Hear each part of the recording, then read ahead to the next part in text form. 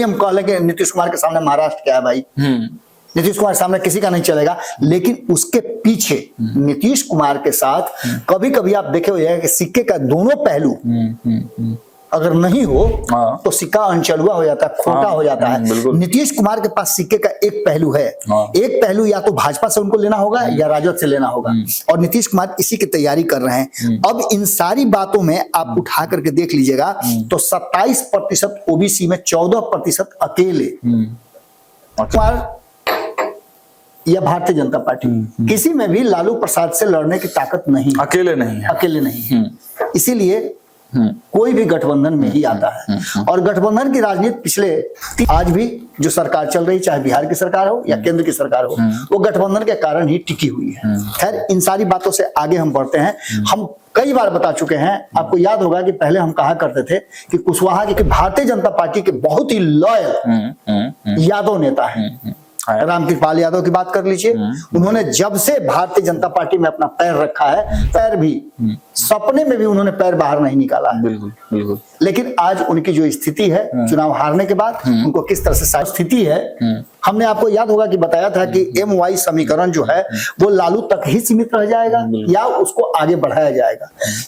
कुछ हद तक हमने ये भी बताया था कि वो प्रशांत किशोर जो है उसमें कुछ सेंधमारी कर रहे हैं। लेकिन इन सब से अगर अलग आप हटते हैं तो आपको एक बात तो सीधे समझ में आएगा कि 1,86,50,000 से ज्यादा जनसंख्या, 14 करोड़ में 1,50,00,000 यानी उसमें बहुत बहुत भारी संख्या में यादव आए थे और सभी लोग गुणगान कर रहे थे। जब जब मंत्रिमंडल का विस्तार होता है तब तब यादवों का नाम उसमें सबसे पहले होता है। लेकिन आप उठा के देख लीजिए, 2020 में रामसूरत राय को जगह दिया गया था।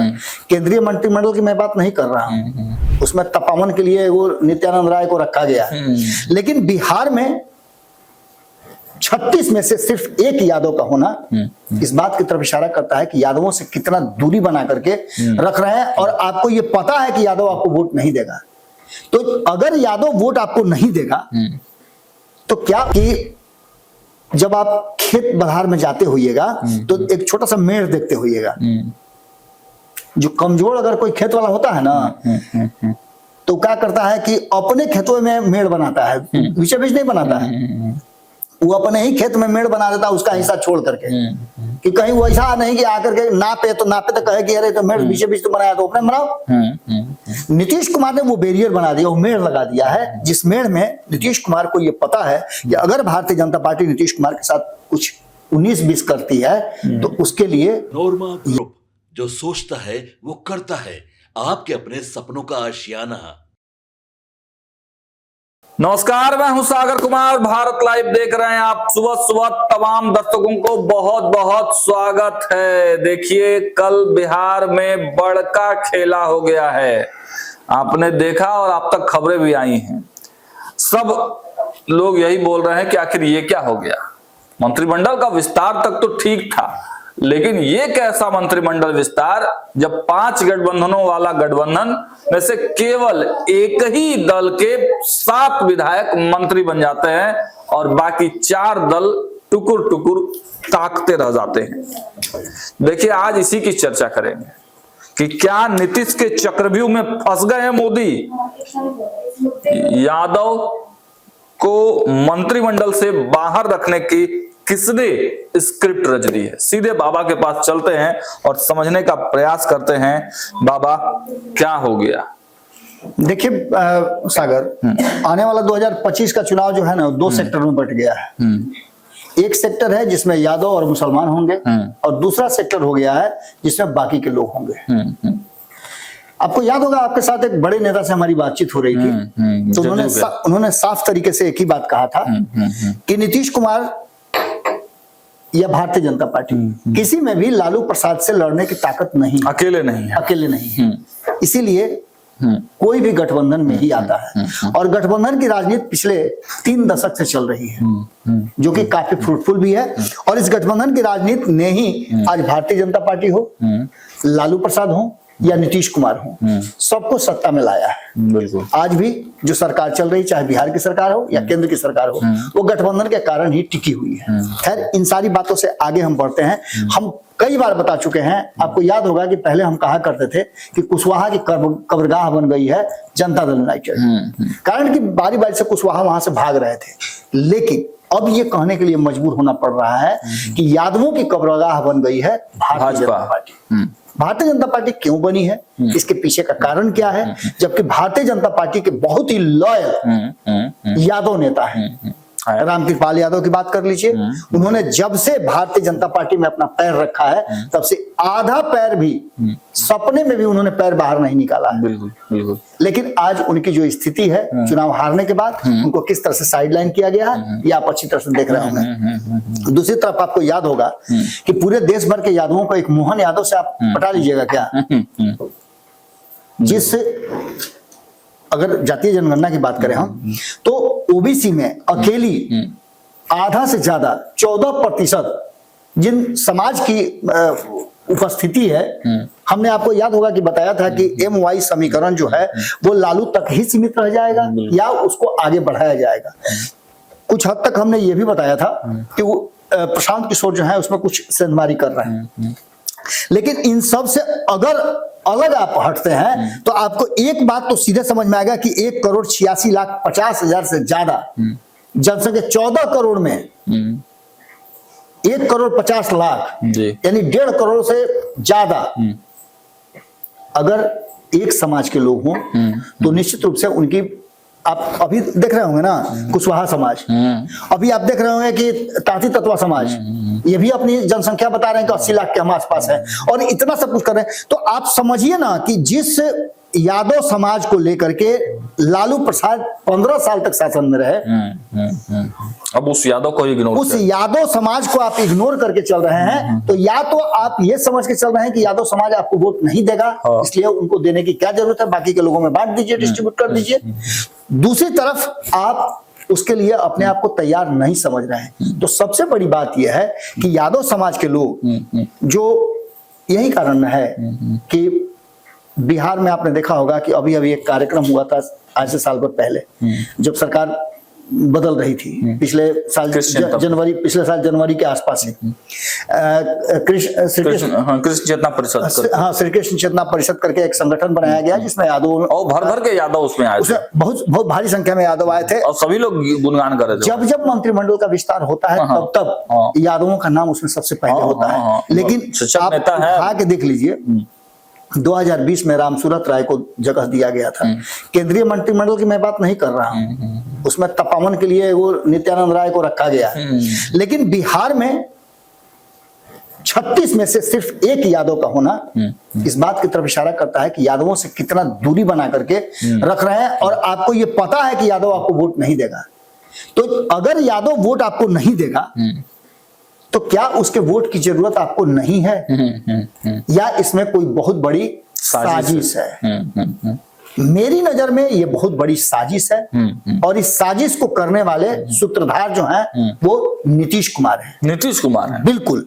भारतीय जनता पार्टी और नरेंद्र मोदी भले ही ये बात मान चुके हों कि यादवों का वोट उनको नहीं मिलेगा, यादवों को उनके पक्ष में नहीं आना चाहिए। मेरी बात, जब ये श्री कृष्ण चेतना परिषद जिसकी बात आप कर रहे थे, उसकी तैयारी चल रही थी, उस बीच में मैं भारतीय जनता पार्टी के कई यादव नेताओं से मेरी बातचीत हुई थी। उनका सीधे तौर पे ये मानना था कि हम अगर थोड़ा सा भी उस 14% में से 1-2% भी अगर काट लेते हैं तो हम लालू प्रसाद को कमजोर करते हैं, वो हमारी पार्टी के लिए फायदेमंद होगा। हम उसकी तैयारी करते भी हैं, हम उसका कोशिश भी करते हैं। लेकिन आप एक चीज बताइए ना हमको कि यादव को यदि आप ऊपर में जगह नहीं दीजिएगा, मंत्रिमंडल से उसको बाहर रखिएगा, तो आप अपेक्षा कैसे कर सकते हैं कि वो वोट काटेंगे? ये नेता, चाहे वो किनका भी नाम आप ले लीजिए, एक जगह आपने नंदकिशोर यादव को बस विधानसभा अध्यक्ष बना दिया है, हाँ। और वो भी आपकी मजबूरी थी, क्योंकि विधानसभा अध्यक्ष के रूप में उनसे बेहतर व्यक्ति तो आपको नहीं मिला था। सीनियर व्यक्ति को यादव के चलते नहीं बनाया है, आप सीनियर के चलते बनाए हैं।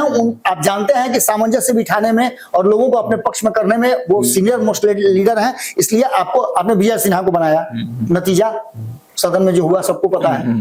तो ऐसी स्थिति में एक बात तो आप साफ समझ लीजिए कि जो वर्तमान परिस्थिति बनी है उसमें सिंपल सी बात नजर आ रही है कि कहीं ना कहीं जिस तरह से यादवों को अलग किया गया है, उसमें अब यादवों के पास क्या रास्ता है। रामकृपाल यादव की बात हमने कर ली, हमने राम सूरत राय की बात भी की। पिछले 2020 के चुनाव में जब सरकार बनी थी तो राम सूरत राय को मंत्रिमंडल में जगह बनाया गया था। उनके मंत्रिमंडल को लेकर के नीतीश कुमार की जो मंशा थी, आपने देखा ही होगा कि क्या कुछ हुआ।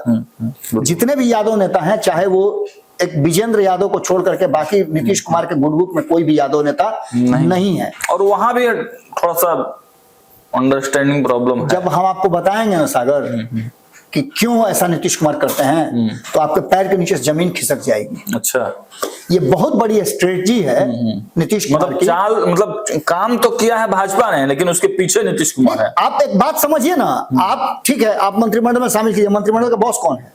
मंत्रिमंडल बनाना किसको है? मंत्रिमंडल में अथॉरिटी किसको देना है? नीतीश कुमार को देना है। जो जब नीतीश कुमार को देना है, क्या नीतीश कुमार के पास एक भी ऐसा यादव नेता नहीं नजर आ रहा था जिसको देते? वो क्यों नहीं दे रहे हैं? नहीं देने का पीछे का कारण है कि यादव इस तरफ ना आए, उनका बैरियर उधर ही रहे। कभी कभी आपने देखा होगा कि जब आप खेत बधार में जाते होइएगा तो एक छोटा सा मेड़ देखते होइएगा।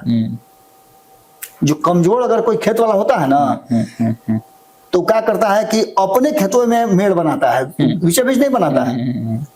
वो अपने ही खेत में मेड़ बना देता है, उसका हिस्सा छोड़ करके, कि कहीं वो ऐसा नहीं कि आकर के नापे तो कहे कि अरे तो मेड़ बीचे बीच तो बनाया, तो अपने बनाओ। नीतीश कुमार ने वो बैरियर बना दिया, वो मेड़ लगा दिया है, जिस मेड़ में नीतीश कुमार को ये पता है कि अगर भारतीय जनता पार्टी नीतीश कुमार के साथ कुछ 19-20 करती है तो उसके लिए यादव, जिसकी संख्या राष्ट्रीय जनता दल की तरफ है, वो खुल करके राष्ट्रीय जनता दल को वोट करता है। तो ऐसी स्थिति में निश्चित रूप से वहां एक ऐसा स्टेक जरूर रहेगा, हिस्सा जरूर रहेगा। और ये आप देखे होंगे कि 2005 से लेकर के अब तक की राजनीति में आपने देखा होगा, 2005 में भी स्थिति वही थी कि नीतीश कुमार चाहते तो उधर चले जाते, तो उनको कोई रोक नहीं सकता था। 2010 की स्थिति आप देख लीजिए, नीतीश कुमार के पास 115 विधायक अपने थे, मात्र 22 विधायक जीत करके आए थे राजद के पास, लेकिन उन विधायकों के सहयोग से उन्होंने अपनी सरकार बनाई 2013 में। इसके बाद आप 2015 की बात कर लीजिए, वहां भी आपने देखा होगा कि भारी संख्या में यादव जीत करके आए थे। 2020 के चुनाव में भी बड़ी संख्या में यादव जीत करके आए थे, लगभग 40 से 50 के बीच में यादवों की संख्या है। ये सारी परिस्थितियां इस बात की तरफ इशारा कर रही है कि कहीं ना कहीं नीतीश कुमार ये बात अभी भी पूरी तरह से संतुष्ट नहीं है कि भारतीय जनता पार्टी ने ये सब कुछ मुझे दे दिया, मेरी सारी बात मान रही है, लेकिन कब गच्चा दे दे ये कहना मुश्किल होगा। क्योंकि महाराष्ट्र उसका उदाहरण है। भले ही हम कह लें कि नीतीश कुमार के सामने महाराष्ट्र क्या है भाई, नीतीश कुमार के सामने किसी का नहीं चलेगा, लेकिन उसके पीछे नीतीश कुमार के साथ कभी कभी आप देखे हुए कि सिक्के का दोनों पहलू अगर नहीं हो तो सिक्का अनचलुआ हो जाता है, खोटा हो जाता है। नीतीश कुमार के पास सिक्के का एक पहलू है, एक पहलू या तो भाजपा से उनको लेना होगा या राजद से लेना होगा, और नीतीश कुमार इसी की तैयारी कर रहे हैं। अब इन सारी बातों में आप उठा करके देख लीजिएगा तो 27% ओबीसी में 14% अकेले यादव है। हाँ। इन यादवों को प्रश्रय कौन देगा? तो निश्चित रूप से हम यादव की चर्चा इसलिए कर रहे हैं कि एक बड़ा वोट बैंक है। बहुत बड़ा 1990 में जब नीतीश कुमार तर्क दे रहे थे केंद्रीय नेतृत्व को कि लालू प्रसाद को क्यों बनाना चाहिए, तो उन्होंने सबसे पहला बात यही कहा था कि ओबीसी में सबसे बड़ी जाति है और ये जाति इधर उधर नहीं देखती है, ये सीधे वोट करती है। लौ कुछ समीकरण में कुशवाहा अलग हो सकता है, लौ अलग हो सकता है, लेकिन यादवों में अलग नहीं होता है। गिने चुने यादव, अगर नंदकिशोर यादव हो, नवल किशोर यादव हो, रामसूरत राय हो, भूपेंद्र यादव हो, इन सब लोगों की बिहार से विदाई हो गई। भूपेंद्र यादव यहाँ तक कि आपको याद है ना कि प्रभारी हुआ करते थे, उनसे भी नीतीश कुमार का नहीं पटा है। यानी नीतीश कुमार ये कभी नहीं चाहते हैं कि लालू प्रसाद वाले वोट बैंक में कोई दूसरे का हिस्सेदारी हो। कई बार हम बोल चुके हैं मतलब उधर भी अपना बना के रखना चाहते हैं। सागर, हम कई बार आपको बोल चुके हैं कि लालू प्रसाद अक्सर जब भी खड़ा होते हैं तो उसमें नीतीश कुमार का कुछ ना कुछ पुट होता है जी। और नीतीश कुमार के लिए वो एक ऐसा कुशन है जो हमेशा से जी बाबा। सागर नैहर और ससुराल वाली हाल है कि नैहर भी ठीक है, ससुराल भी ठीक रहे, दोनों ठीक रहेगा तभी ना इधर से उधर जा सकते हैं, दोनों जगह खुशी रह सकती है। देखिए सिंपल सी बात आपको बता रहे हैं, आप अगर आंकड़ों के हिसाब समझना चाहिएगा तो जो मंत्रिमंडल में है उसमें अपर लिमिट क्रॉस हो चुका है, क्रॉस नहीं हो चुका, अपर लिमिट तक पहुंच गए हैं। 36 होना चाहिए, 36 आपके मंत्री बन गए हैं। इसमें से भारतीय जनता पार्टी के स्टेट क्या है ये बताने की जरूरत नहीं है आपको। 1.5 गुना, जदयू से 1.5 गुना जी। 21 उनके मंत्री बने हैं, वहीं 13 जो है जदयू से हैं, हम और इंडिपेंडेंट एक हैं। इसमें सबसे बड़ी बात है कि सवर्णों की बात से हम शुरुआत करते हैं। सवर्णों का प्रतिशत कितना है? 15.5%। सवर्णों की भागीदारी इस मंत्रिमंडल में कितना है? तो वो है 31%, यानी जस्ट डबल। समझिएगा बात को, बहुत गंभीरता से समझने वाली बात है। बिल्कुल बिल्कुल। कि भारतीय जनता पार्टी की स्ट्रेटजी क्या है, उसके वोट बैंक कहां है और वो क्या करने जा रही है, और नीतीश कुमार की इसमें मंशा है, क्योंकि मंत्रिमंडल में जब भी कोई भी हस्तक्षेप होगा तो वो नीतीश कुमार का होगा। तो नीतीश कुमार चाहते हैं कि सवर्णों की संख्या अधिक रहे, यानी 31% सवर्ण इसमें उनके मंत्रिमंडल में रहे, क्योंकि सवर्ण खुल करके वोट करें। दूसरा, पिछड़ा वर्ग, पिछड़ा वर्ग में 10 जो हैं वो मंत्री हैं, सवर्णों में 11 हैं, इसमें 10 है। 27% इनकी संख्या है, और इनकी संख्या में 27% में 28% मात्र इनका मंत्री। देखिएगा, उधर 15% है तो जस्ट डबल, और इधर 27% है तो 28%, यानी उनके अनुपात में ही उनको दिया गया है। उसमें भी जो 14% है उसको नहीं दिया गया है। दूसरा, अति पिछड़ा की बात कर लीजिए, 36%। केवल पिछड़ा में बात करें तो केवल वो 14% यानी यादव का ही कटा है, बाकी सबका पर्याप्त है। अब ऐसी स्थिति में देखिए, अति पिछड़ा जो कि नीतीश कुमार का कोर वोटर है, भाजपा का कोर वोटर है, ये वो वोटर है जो डर करके कहीं ना कहीं यादवों से या उनके कार्यशैली से, उनके हिम्मत से ये अलग रहता है। उस यादव समाज को काटने के साथ साथ उसका हिस्सा इधर भी नहीं मिल रहा है, अति पिछड़ा को नहीं मिल रहा है। यानी 36% अति पिछड़ा, इसको मैंने कहा नहीं जाता है कि मजबूरी है। जैसे पैजामा सिलवाइएगा ना तो उसके साथ डोरी भी सिलाता है, तो वही चीज है कि इनकी मजबूरी है अति पिछड़ा समाज के, इसलिए इनको मात्र 19% दिया गया है, और इनकी संख्या भी मात्र 7 है। दलितों की बात करें तो इनकी भी संख्या 19% है, और इनको 19% मिला हुआ है। दलित महादलित दोनों की मैं बात करता हूं, इनकी संख्या मात्र 7 है। इसके बाद मुस्लिम की बात करें तो ये तो बात ही मत कीजिए, ये नहीं है। पूरे मंत्रिमंडल में 36 में से एक वो भी बोरो प्लेयर है बाहर से। तो इस स्थिति में आप समझ सकते हैं कि नीतीश कुमार ने जिस तरह का ये पूरा गेम रचा है, इसमें उनकी मंशा क्या है। भले ही 7 के 7 मंत्रिमंडल उनको दे दिया हो, लेकिन ये शर्त था कि यादव एक भी नहीं होने चाहिए। मतलब लालू यादव का कमजोर, तेजस्वी यादव कमजोर नहीं होने चाहिए। कल संपादक नमन मिश्रा जी के साथ हम पंचनामा कर रहे थे। पंचनामा में उन्होंने यही बात कहा था, उन्होंने पंचनामा में कहा था कि नीतीश कुमार जो हैं वो तेजस्वी की मंशा पूरी कर दी है। अब इसके पीछे की कहानी समझिएगा। कहानी ये है कि आज तो नरेंद्र मोदी जैसे कह रहे हैं, अब परीक्षा से पहले आप देखते हैं ना कि टीचर जो है आपको खूब पढ़ाता है, खूब ही करता है, आप भी टीचर के साथ पढ़ना चाहते हैं। परीक्षा दे देने के बाद उस टीचर के पास जाते हैं क्या? नहीं जाते हैं। कहीं ऐसा ना हो कि भारतीय जनता पार्टी भी इसी तरह का कुछ करे, क्योंकि 60 से ज्यादा सीट, जो अब हमने खबर भी किया था, 60 से ज्यादा मिथिलांचल, सीमांचल, कोसी की सीटें हैं, जिन सीटों पर आप देख लीजिए कि जो ये मंत्रिमंडल बना है, इसमें से अधिकांश लोग, मतलब 6 जो हैं मंत्रिमंडल में, 36 में से 6 उसी क्षेत्र से आ रहे हैं। जो बचा कुचा था, आज भी इसमें से 3 लोगों को, 4 लोगों को जगह दिया गया है। इसमें देख लीजिए कि ओबीसी से 1 है, ईबीसी से ओबीसी से 3 है, 7 में से पिछड़ा 3, अति पिछड़ा 2, सामान्य वर्ग के 2। ये पूरी कहानी इस बात की तरफ इशारा कर रही है कि भारतीय जनता पार्टी को या एनडीए को यादव समाज से कोई लेना देना नहीं है। उनको ये हो गया है अंदेशा, वो जानते हैं कि उनका वोट हमको नहीं मिलेगा चाहे कुछ भी कर। और बाबा एक सोची समझी अभी रणनीति हो सकती है कि जो सामाजिक मतलब पाई खाई है यादव समाज से और बाकी और समाज से जी, तो उस खाई को और बढ़ा दिया जाए। जब यादव समाज का वोट नहीं आ रहा है तो दोनों के खाई और बढ़ा दीजिए। तो फिर मोहन यादव को काहे आप बना रहे ये हैं? सवाल आप है। बिहार में जो सबसे अधिक जनसंख्या में है एक खास जाति, उस जाति को आप कोई स्थानीय नहीं दे रहे हैं। आप कैबिनेट उसके उनके राज्य कमेटी में भी देख लीजिए, राज्य कमेटी में भी मात्र एक यादव को और दिया बाबा गया। ये तो बिहार की बात है, अब उत्तर प्रदेश में क्या जवाब देंगे योगी? निश्चित रूप से उत्तर प्रदेश की बात कर लीजिए, उत्तर प्रदेश में यादवों की संख्या अधिक है। इस सबसे बड़ी बात यह है कि नंदकिशोर यादव से, भूपेंद्र यादव से, नित्यानंद राय से, इन लोग से क्या करेंगे? नित्यानंद राय का तो अभी अभी आपने देखा है ना, वहां मंच पे तक नहीं उनको जगह मिली थी। माने इतनी सारी जो बातें यादवों को लेकर के हो रही है, ये ऐसे नहीं हो सकती है, इसके पीछे एक स्ट्रेटजी होगी। बिल्कुल। यादवों से नाराजगी नहीं है, ये स्ट्रेटेजी है। दिखाने के लिए नाराजगी है, लेकिन स्ट्रेटजी ये है कि और कुछ हो चाहे नहीं हो, अगर 20 गो 25 गो 30 गो यादवे जीत करके आ जाएगा तो जदयू आरजेडी तो खड़ी रहेगी ना।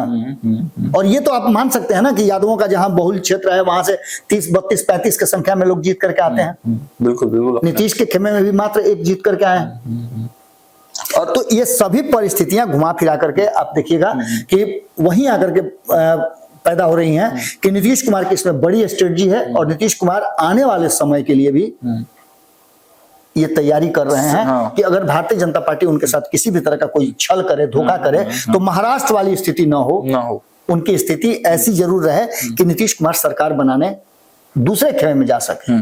और एक यह भी हो जाएगा ना बाबा कि तेजस्वी यादव भी हमला नहीं कर पाएंगे, मतलब जैसा चक्रव्यूह रचा गया है। देखिए अब तो यहाँ से शुरू हो गया ना।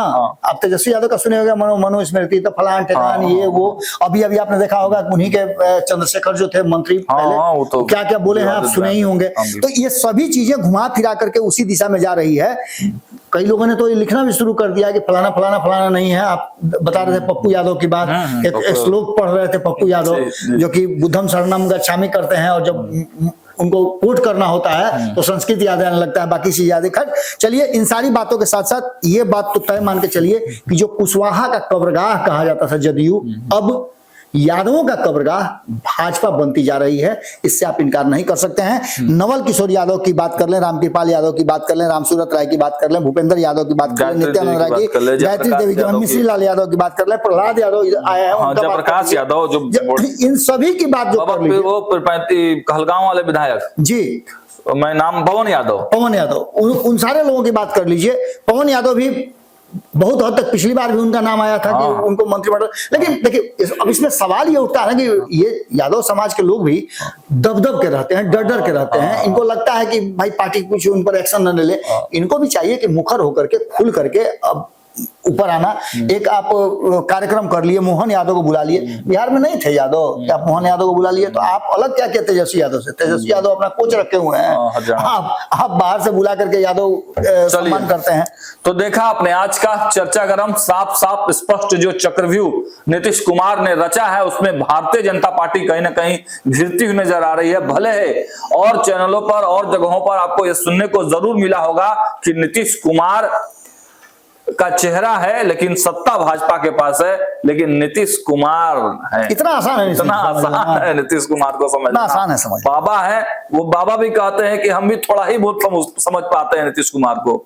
लगातार इतने सालों से बाबा नीतीश कुमार को कवर करते आ रहे हैं, तो जब रेत की तरह जब मुट्ठी में पकड़ने की कोशिश करते हैं तब फिसल के चल जाते हैं, कुछ नया ही कर देते हैं। तो इतना आसान नहीं है नीतीश कुमार को समझ लेना है। नीतीश कुमार का चक्रव्यूह था और उसमें भारतीय जनता पार्टी कहीं ना कहीं फंस गई है, और नीतीश कुमार ने ऐसा इस बार चक्रव्यूह फंसाया है कि चक्रव्यूह तो फंसाया बिहार में, लेकिन उसका इफेक्ट मिलेगा यूपी में। जब चुनाव आएगा और वहां के यादव पूछेंगे कि भैया बिहार में क्या हो गया था, और तय भी हो गया सागर कि मुख्यमंत्री तो नीतीश कुमार, मुख्यमंत्री तो नीतीश कुमार ही होंगे, और दूसरा उपाय ही नहीं है। और मुख्यमंत्री ने सीट शेयरिंग का भी इसी मतलब ऐसा मास्टर स्ट्रोक है, तो सीट शेयरिंग वाला भी जो है वो साध लिया है। अब देखिए क्या होता है। हालांकि हम बयान कल कोशिश करेंगे कुछ भारतीय जनता पार्टी के यादव नेता जो है उनसे बातचीत करने का, हालांकि वो कुछ बोलेंगे तो है नहीं, लेकिन जरूर हम बात करने का प्रयास करेंगे। फिलहाल इस वीडियो में इतना ही। देखते रहिए भारत लाइव। बहुत बहुत धन्यवाद।